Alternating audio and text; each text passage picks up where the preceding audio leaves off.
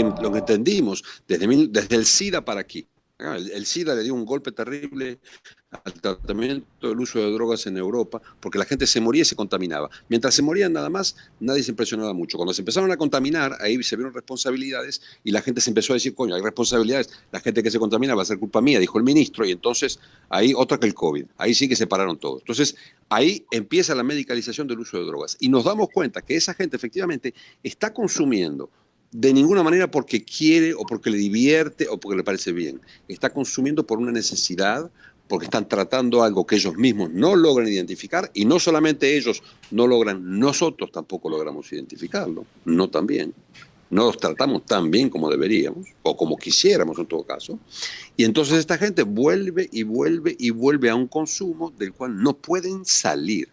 Entonces, como tú dices, alguien va a terminar ofreciéndolo, pero sobre todo esta gente va a estar obligado a seguir buscándolo. Mientras un paciente no haya tenido una solución realmente eficaz a la situación de su propio camino de adicto, de ninguna manera va a poder simplemente decir, bueno, paro y se acabó.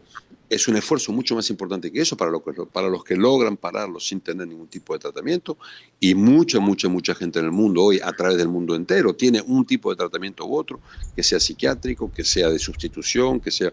Entonces, y en Estados Unidos efectivamente hay una gran política que se empezó curiosamente a promover a partir de los años 2000. Lo curioso en esta historia, y yo no quiero hacer falsas amalgamas, pero es que justamente a partir de los años 2000, Europa, Estados Unidos, siguiendo lo que estaba pasando en Europa, lo que pasaba desde el 96 en Europa, se pone a distribuir tratamientos de sustitución para los opiáceos mucho más ampliamente que antes de los años 2000. Y al mismo tiempo aparece el fentanil, y al mismo tiempo se produce todo lo demás, y al mismo tiempo también se larga este otro segundo producto del cual hablábamos, que es la marihuana, que es el tetrahidrocannabidiol, el cannabis, y ese producto empieza a ser masivamente consumido. Entonces, el problema no es tanto si este producto de una manera u otra, y aquí lo ves claramente, que los condenan estos tipos, ok, al mismo tiempo están alentando el mercado de la marihuana. No es que lo están simplemente...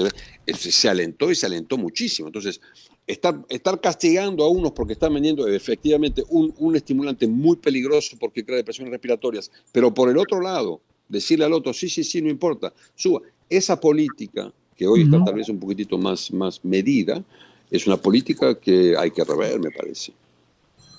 Bueno, qué interesante como siempre. Oh, no, Pero Mario, sin mucha salida, ¿no? sí, no, hay salida, sí.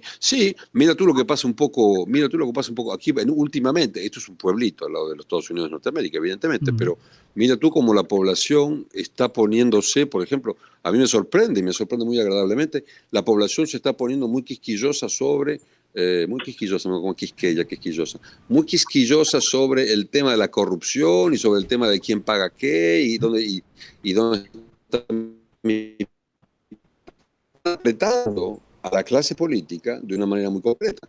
Si la gente, notablemente en Estados Unidos y Norteamérica, pero un poco por todos lados, exigiese de los poderes públicos que explicasen cuando las políticas sanitarias son defectuosas, cuando no logran resolver, probablemente tendríamos movimientos un poquitito más serios del lado de los científicos y inclusive del lado del Estado.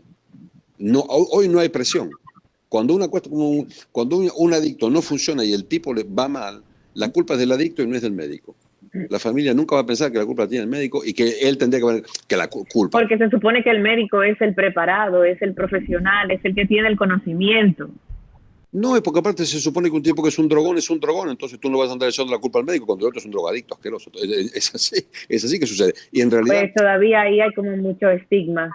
Claro, y el paciente mismo va a pensar que él es el que es débil, cuando en realidad nosotros tenemos que pensar que somos Pero eso nosotros los que empeora la estamos pasando. situación del La paciente. aún más confusa, la convierte aún más confusa. Y José te lo puede decir, en los años 80 y 90, la gente que salía de las desintoxicaciones de heroína después de 1 año y medio encerrados, ¿ah? ¿Cuánta gente salía? Y en los primeros 500 metros se moría de sobredosis. Después de 1 año y medio encerrado, con grupos de palabra, con que venían los padres, con que hacían terapia, pero no era uno, eran 700, eran muchísimos, era un gran porcentaje. Al ¿Y punto por tal, qué? No, pues O simplemente sea, porque sales de la desintoxicación y al final, cuando te ves con la posibilidad de volver a hacerlo, no lo dudas. en los 500 metros, en los 500 metros. Pero terriblemente así, en los primeros 500 metros. Entonces, o en los primeros días, porque aparte el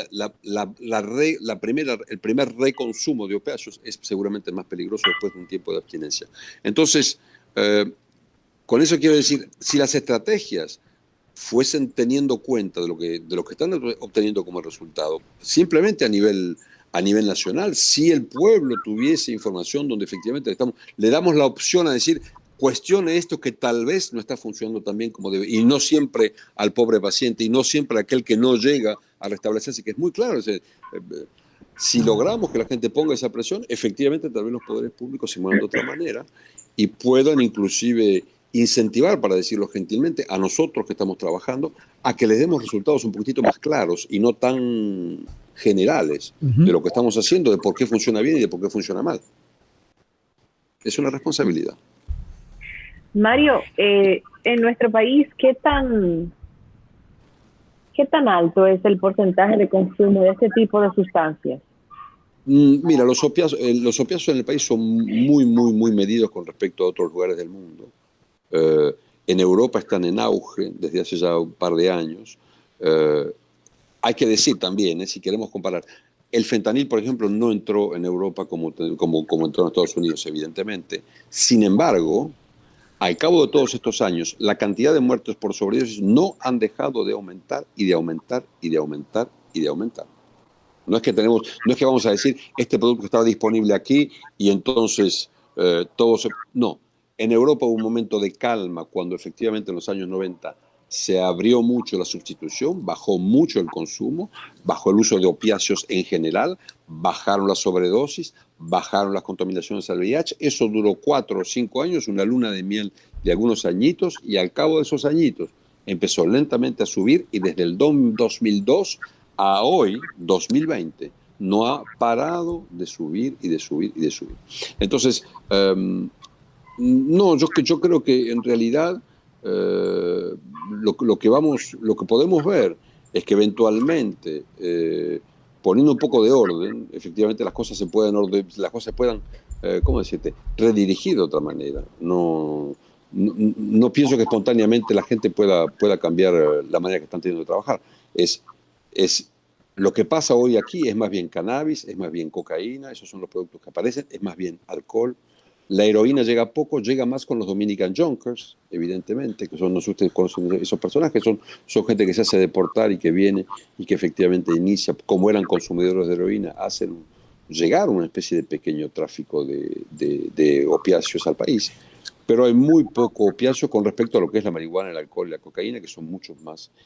Bueno, evidentemente ahí están muy presentes en este momento nuestra juventud todo lo que es anfetaminas, metanfetamina, muy, muy presente. Con toda la música rave, con toda la cultura urbana, hay efectivamente en el mundo entero una aparición y un consumo sostenido de eso. La marihuana está muy presente también en el país, muy presente, mucho más de lo que parecía. Cuando uno llega parece que no, pero está mucho más presente. A punto de preocupación grande. Mira, una vez más, a mí lo que me preocupa no son los productos, lo que me preocupa es la inteligencia que tiene un pueblo con respecto a lo que es consumir estimulantes.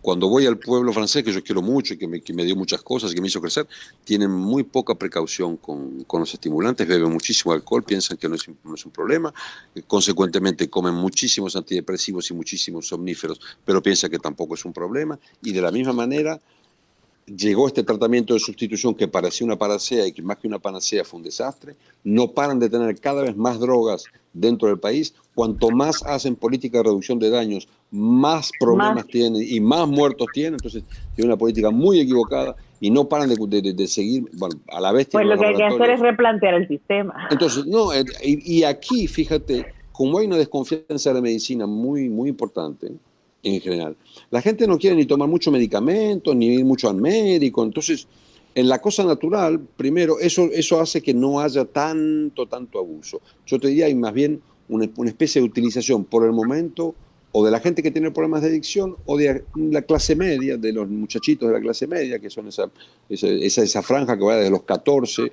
hasta los 18 o 20, donde una persona puede más o menos cerrar sin darse mucho cuenta. Pero en el adulto hay poca adicción. Y por otra parte, las drogas se venden en países donde hay más recursos que aquí. Vender drogas aquí es seguramente rentable. Es mucho más rentable traficar drogas a través del país y llevarlas a otros países. Eso es mucho más rentable, y eso, efectivamente, por ejemplo, en la Argentina hay mucha carne y también hay drogas que, desgraciadamente, el cartel dominicano está haciendo entrar y salir. En la época que había aviones, todavía ya no hay más aviones, pero en la época que había aviones, la transportaban desde aquí hasta la Argentina, y de la Argentina salían para Europa.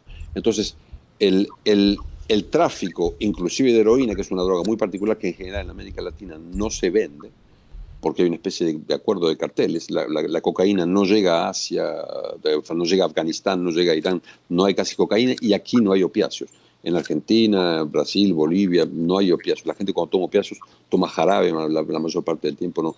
O codeína o cosas así, pero no toman, nunca llegó la heroína como producto masivo. Entonces no es para nada el mismo planteo. Eso, se toman otro tipo de drogas, y en cantidad se vende menos porque es menos interesante para el vendedor también. Mario, muchísimas gracias. Vamos a dar tus contactos para quienes quieran comunicarse contigo de forma más directa. Claro, bueno, pueden escribirme a Instagram, gracias a ustedes, tengo un Instagram, antes no tenía, que se llama Mario Sánchez Neurociencia. Es cierto. Mario Sánchez Neurociencia. Lo sacaste a partir de nosotros. Sí, te lo juro, no sé esas cosas. En público, por favor, jamás. Entonces, Mario Sánchez Neurociencias, y si no, el teléfono aquí es el 829-432-1100.